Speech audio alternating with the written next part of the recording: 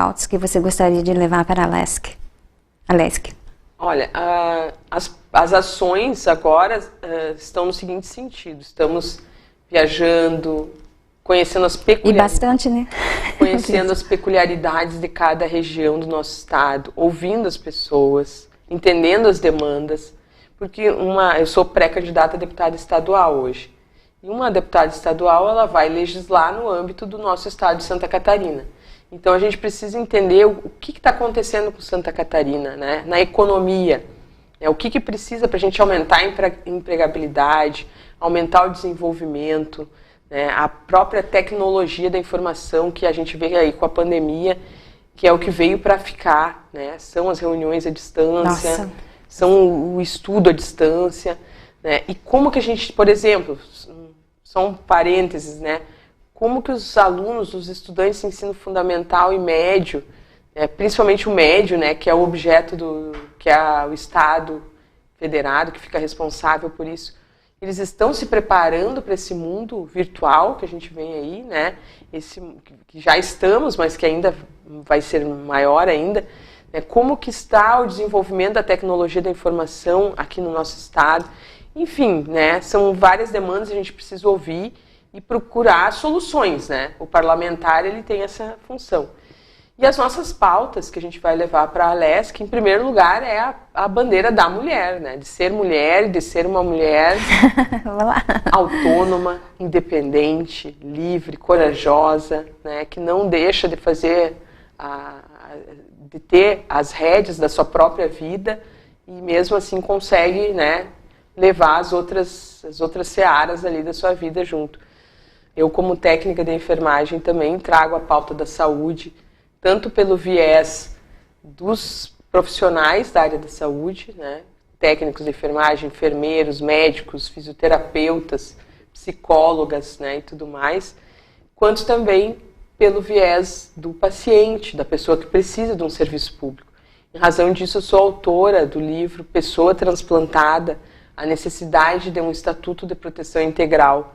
Esse livro ele se transformou num projeto de lei, que é o PL 4613 de 2020, que está tramitando na Câmara de Deputados Federais, lá em Brasília. Né? Que é para quê? Para estender à pessoa transplantada os direitos da pessoa com deficiência. Porque hoje no Brasil a pessoa transplantada ela não tem direitos assegurados pela lei, diferente da pessoa com deficiência, que tem, por exemplo, isenções tributárias, direito ao transporte, vagas em concursos públicos, vagas em empregos, né? A pessoa transplantada não tem. Então a gente defende ali que a pessoa transplantada tem os mesmos direitos da pessoa com deficiência. Além disso, tem a questão da educação. Eu, como professora, não posso deixar essa pauta, né? É uma pauta que é muito cara para mim, que é a questão da educação pública, né? Da importância da educação pública. E como aquilo que uma professora de direitos fundamentais tem como objeto da sua disciplina, que é defender os segmentos da sociedade que estão, de alguma maneira, vulneráveis na sociedade. Vamos pensar no segmento LGBTQIA+, que o Brasil é o país que mais mata pessoas trans no mundo. É verdade. Né? Vamos pensar na negritude, né? Também temos problemas graves em relação ao racismo, né? Vamos pensar no meio ambiente, né, que é tão importante, que tem suas riquezas esgotáveis, existe um limite, então a gente precisa ter muito cuidado, né, e responsabilidade ao utilizar os recursos naturais. Vamos pensar também na questão então, ambiental, na questão da LGBTQIA+, na questão da negritude, na questão das pessoas com deficiência, né, das mulheres, das crianças, da juventude. Uma pauta muito importante para mim também é da juventude, porque como dando aula na graduação eu tive um contato muito grande, né, com os alunos, os acadêmicos, isso me aproximou bastante. Então, para mim, o trabalhador rural, né, eu acredito assim, são pessoas que, né, nossa, são tão, né, são pessoas assim que é deles que vem o nosso alimento, né? Eu acho que sim, que são pessoas que deveriam ser bem valorizadas, né?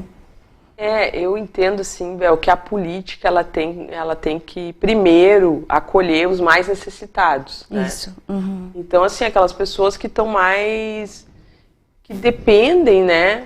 Tem que ter um olhar diferente. E, ao mesmo tempo, ela tem que trazer um equilíbrio para essa sociedade, para que todos consigam também ter uma vida digna, consigam, né? A gente precisa de um equilíbrio, precisa achar um ponto, e por isso que é importante ter políticas e políticos que consigam entender os dois lados, né? Porque numa sociedade tão grande como a nossa e populosa, a gente vai ter necessidades diferentes, isso é normal e é legítimo, né? Vai ter uma cidade que vai ter uma necessidade A e a outra B, e nenhuma é melhor ou pior que a outra, né? Mas então vai ter um segmento que tem uma necessidade e o outro que tem outra, mas a gente precisa encontrar um ponto de equilíbrio onde todos se encontrem nessa sociedade e possam ter uma vida digna, né? Sim. Doutora, como tu falou ali, essa participação que você falou que teve na UTI, você trabalhou, fez parte da... Qual hospital que foi? Onde que foi? Isso, foi assim, ó. Eu estava no Exército, né, como sargento de saúde, de dia eu trabalhava no Exército. Olha só, no Exército, tá? Sargento da saúde no Exército. Isso, mas eu fiz toda a parte de formação militar, então eu tive todo o treinamento para lidar com armamento, sobrevivência, orientação noturna e diurna, enfim, as Forças Armadas, ela tem a finalidade de treinamento para a guerra, né, para uma situação de guerra. Então, todo profissional que entra ali tem que primeiro ter uma formação como militar, usar a farda, né, saber como que é a rotina na caserna. Então, eu fiz tudo isso. Eu trabalhava durante o dia e à noite eu fazia faculdade. E aí, eu paralelamente a isso, eu fiz um concurso público na Universidade Federal de Santa Maria e eu passei mais ou menos na mesma época na OAB e nesse concurso. Esse concurso eu fiz para técnica de enfermagem. Aí eu passei e fui lotada na UTI do Hospital Universitário, que é o maior hospital da região central do Rio Grande do Sul, com pacientes de altíssima complexidade. Assim. Uma experiência e tanto, né? Olha, eu digo para minha filha, assim, eu acredito que todo mundo deveria passar por uma experiência assim, porque diante daquele cenário ali que a gente vê tantos problemas, por exemplo, um trabalhador que sofreu um acidente do trabalho gravíssimo estava lá, um outro trabalhador rural que um trator, infelizmente, né, passa por cima de parte do seu corpo e estava lá. A outra, uma mulher gestante com uma parada cardíaca, pessoa com queimadura. Então, são problemas muito graves que quando a gente se depara com aquilo ali, a gente vê que como às vezes, quando a gente não tem isso na nossa vivência, a gente dá muita importância para coisas muito pequenas. Então, essa experiência minha na UTI, ela foi fundamental para tornar o ser humano que eu sou hoje, concentrando a importância naquilo que realmente é importante e deixando de lado aquilo que a gente precisa relevar. Né, perdoando as pessoas, perdoando a gente mesmo, exercendo o amor e o perdão constante, porque realmente a nossa vida ela é um fio muito fino que de um dia para o outro pode, então ressignifica toda a vida, né? E a forma como a gente vê o universo, como a gente vê as pessoas, né? E o que realmente importa na vida. Então aquilo ali sacudiu comigo, me fez eu me transformar numa pessoa diferente.